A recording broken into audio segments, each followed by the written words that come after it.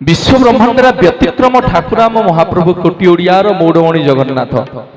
व्यतिक्रम ठाकुर विश्व दरबार आज्ञा केते देउल अछि ना नहीं आज्ञा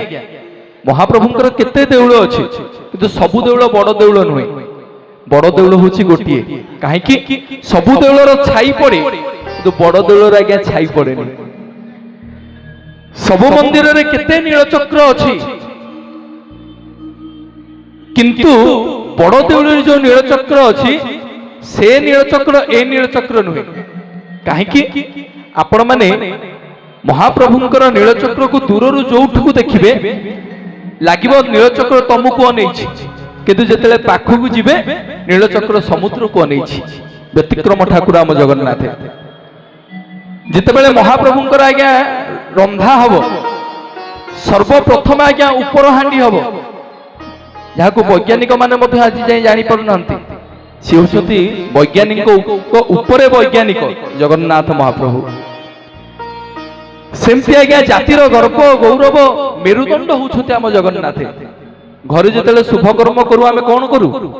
प्रथम गुआ प्रथम कार्ड प्रथम निमंत्रण पत्र नै कि आमे जगन्नाथ मंदिर को जाऊ गरुड़ पछरे छिड़ा हो दुई हाथ को ऊपर को टेकी समर्पण है कि कहू हे कोटी ओडियार मौड़मणि हे लक्ष लक्ष जनतार जीवधन आपण जीवे प्रभु आपण जीवे मो बेदी मूल मो पुओ को झील को टिके आशीर्वाद करिवे ए जाति आज्ञा एते भल पाई मो जगन्नाथ को सेमती आज्ञा जड़े भक्त और भगवान कथा भक्तटी आज्ञा बुली बुली जाई पहुंचला बद्रिकारी लोक मान को पचारा भाई एठी जो ठाकुर अछंती आको ना कोन लोके आज्ञा समस्ते कहले ए बद्रिका रोचंती बोली आंको श्रद्धारे भक्त बद्रीनाथ बोली डाकंती पुणी आज्ञा सही लोकटा बुली बुली आसी पहुंचला आज्ञा रामेश्वर रे लोक मानकु पंडा पढ़ियारी सेवायत मानकु मां पचारला कहला प्रभु एठी जो ठाकुर अछंती आंको ना कोन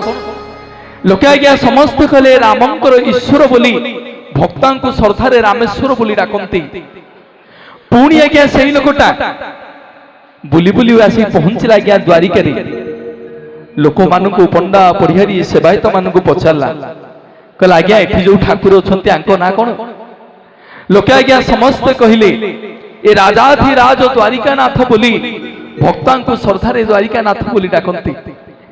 तीनिटा धाम आज्ञा बुली सारिबा परे से लोकटा आसी आम श्रीक्षेत्र पुरी रे पहुंचला लोक मानकु पंडा पढ़ियारी सेवायत मानकु पचारला कि भाई एठी जो ठाकुर अछंती आंको ना कोन लोके आज्ञा समस्ते कहिले जगन्नाथ लोकटा आज्ञा बुझी पारलानी मने मने विचार कला भला रे बद्रिका जाइथिले जे बद्रिका रे रहउछंती बोली बद्रीनाथ रामेश्वर जाइथिले जे रामंकर ईश्वर बोली मां रामनाथ द्वारिका जाइथिले जे द्वारिका रे रहउछंती बोली द्वारिकानाथ मु पुरी आसीची यांको काहे कि पुरी रो नाथ कहउनांती यांको काहे कि समस्त जगन्नाथ कहउछंती जेते सब पंडा पढ़ियारी सेवायत बाड़ग्राही माने थिले तांको पचारला केही मां माने बुझेई पारलेनी काहे कि तांको ना जगन्नाथ बोली लोकटा मने मने विचार कला काहा को पचारिबिनी जाउछु सीधा सलख जगन्नाथ को पचारिबि सेया कला आज्ञा सीधा सलख गला गरुड़ पछरे छिड़ा हला चक्का आखि रे आखि मिसैला दुई हाथ को टेकी की समर्पण हला पचाला ठाकुरे किया आपण कोन ई पुरी रो नाथ ना नाइ रे मु पुरी रो नाथ नो ना प्रभु आपण कोन ई ओडिसा रो नाथ ना नाइ रे मु ओडिसा रो नाथ नो ना प्रभु आपण कोन ई भारत रो नाथ ना नाइ रे मु भारत रो नाथ नो ना प्रभु आपण कोन ई एशिया महादेश रो नाथ ना नाइ रे मु एशिया महादेश रो नाथ नो ना प्रभु आपण कोन ई विश्व ब्रह्मांड रो नाथ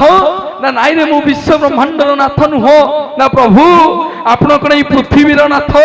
ना नाइ रे मु पृथ्वी रो नाथ नुहो ना प्रभु किया आपण ना मु होउची रसातल भूतल पाताल स्वर्ग मर्त्य चंद्र देवलोक अग्निलोक सूर्यलोक शनिलोक ग्रहलोक समग्र 84 जीव जगत को मु सृष्टि कला वाला समग्र जगत को उद्धार कला वाला जगतर नाथ ଜଗନ୍ନାଥ ଜଗନ୍ନାଥ ଜଗନ୍ନାଥ ଜଗନ୍ନାଥ।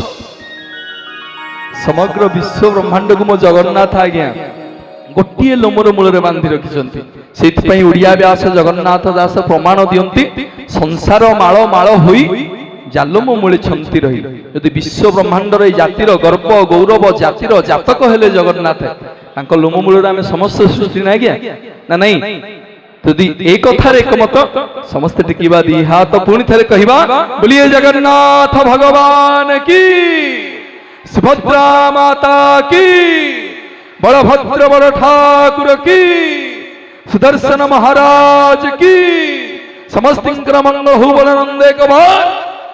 धन्यवाद। महाप्रभु मंगल करंतु। आसंतु कर्णपात करिबा सुंदर भजन आपण मानकर सुकंठी गायिका लोकप्रिय कंठशिल्पी अंजलि दत्त कर्णपात करिबा सुंदर भजन गोटे जोरदार करतले आपण माने दियंत समस्त। जय जगन्नाथ।